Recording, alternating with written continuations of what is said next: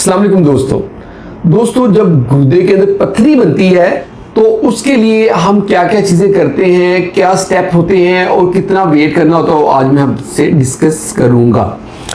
होता ये है कि जब गुर्दे में या गुर्दे की नाली में पथरी बनती है तो उसकी वजह से दर्द होती है। अगर गुर्दे में पथरी हो तो उसकी दर्द जो है वो गुर्दे वाली जगह पे होती है, और गुर्दे की नाली जिसको हम यूरेटर कहते हैं उसके अंदर पथरी बन जाती है और फंस जाती है, तो वो यूरेटर जो होता है गुर्दे से लेकर मसाने तक जो नाली होती है उसको कहते हैं। उसकी वजह से जो दर्द होती है वो लोइन टू ग्रोइन होती है, इंग्लिश में हम कहते हैं, यानी कि गुर्दे से लेकर मसाने के दरमियान वाली जो नाली है ना, ये वाली जगह, इस जगह के ऊपर जो है ना दर्द होती है, और किडनी से यूं आगे की तरफ दर्द और नीचे की तरफ दर्द आ रही होती है।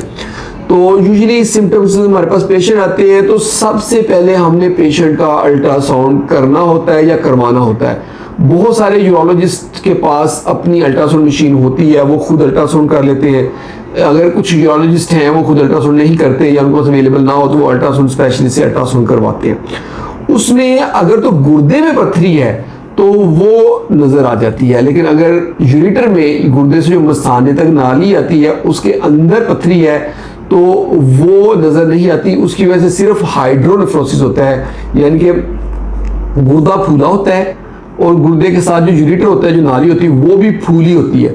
ये दोनों चीज़ें फूली होती हैं। इसके लिए हम क्या करते हैं कि हम मरीज को दर्द के लिए मेडिसिन देते हैं, जिसमें डाइक्लोफेरिक सोडियम, आइबुप्रोफेन या पोन्स्टान वगैरह शामिल है। कीटोरोलैक इंजेक्शन भी हम लगाते हैं। और अगर यूरेटर के अंदर स्टोन है तो हम पेशेंट को अल्फा ब्लॉकर्स देते हैं, जिसमें टेमसुलोसिन शामिल है, जिसमें डॉक्साजोसिन शामिल है, जिसमें टेराजोसिन शामिल है, एल्फ्यूजासिन शामिल है, सिलोडोसिन शामिल है। ये वाले अल्फा ब्लॉकर, इसमें से कोई एक अल्फा ब्लॉकर हमने पेशेंट को दे देना होता है ताकि उसकी जो है अगर स्टोन रस्ते में फंसा है तो वो निकल जाए। पेन किलर हमने जैसे गुर्दे या मसाने में जहाँ कहीं भी या नाली में जहाँ कहीं भी है तो हमने पेन किलर में दे देना है। डाइक्लोफेरिक सोडियम अगर हम दे रहे हैं तो हम यूजुअली 100 mg वाला देते हैं, 50 वाला कम दर्द में देते हैं, ज़्यादा दर्द तो 100 mg देते हैं। कीटोरोलैक का इंजेक्शन भी लगा देते हैं। आइबुप्रोफेन भी कुछ लोगों में बेस्ट रहती है। और अगर गुर्दे में बड़ी पथरी है तो उसके लिए हम पेशेंट का यूरिक एसिड करवाते हैं कि वो ज़्यादा तो नहीं है, और पेशेंट का हम यूरिन कंप्लीट कराते हैं, देखते हैं पीएच कितनी है।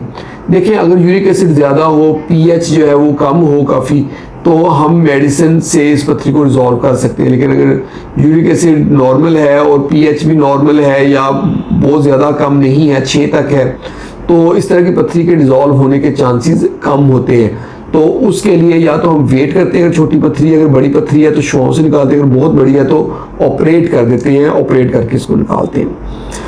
तो जब हम टेस्टों की बात कर रहे थे कि पेशेंट जब हमारे पास आता है ना, थोड़ा सा हम टाइमलाइन डिस्कस कर लेते हैं कि जब मरीज हमारे पास आया है, हमने अल्ट्रासाउंड करवाया, उसको हमने पेन के लिए ये मेडिसिन दे दी, फिर हम उसका वेट करते हैं, तकरीबन हफ्ता 10 दिन तक वेट करते हैं। अगर यूरेटर वाली पथरी नहीं निकली तो फिर हम हफ्ता 10 दिन के बाद उसका सिटी स्कैन करवाते हैं, सिटी केयूबी के नाम से।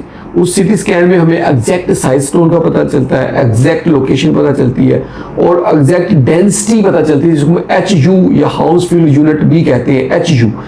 HU से हमें पता चलता है कि स्टोन कितना डेंस है, कितना सख्त है या कितना नरम है। अगर वो 1000 से ज़्यादा है तो बहुत ज़्यादा सख्त है, अगर 500 से ज़्यादा है तो सख्त है लेकिन बहुत ज़्यादा नहीं है, अगर 500 से कम है तो वो नरम भुरभुरा स्टोन होता है कि वो भुरने वाला होता है। तो ये इसकी HU यूनिट से अंदाज़ा हमें हो जाता है स्टोन की डेंसिटी का।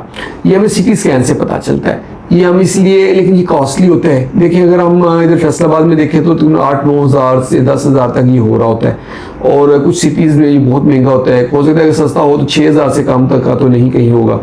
तो ये फ़ौरन नहीं करवाते। जब इसकी ज़रूरत पड़ती है हम करवा लेते हैं। तो उसके मुताबिक अगर स्टोन छोटे हैं तो हम डिजोल्यूशन के लिए कोशिश करते हैं कि खुद ही निकल जाएंगे, लेकिन अगर स्टोन बड़े हैं, लाइक 1 सेंटीमीटर से अबव है, तो खुद निकलने के चांसेस बहुत कम होते हैं। तो फिर हम आगे अदर मॉडलिटीज़ में जाते हैं तो उस स्टोन को निकालते हैं।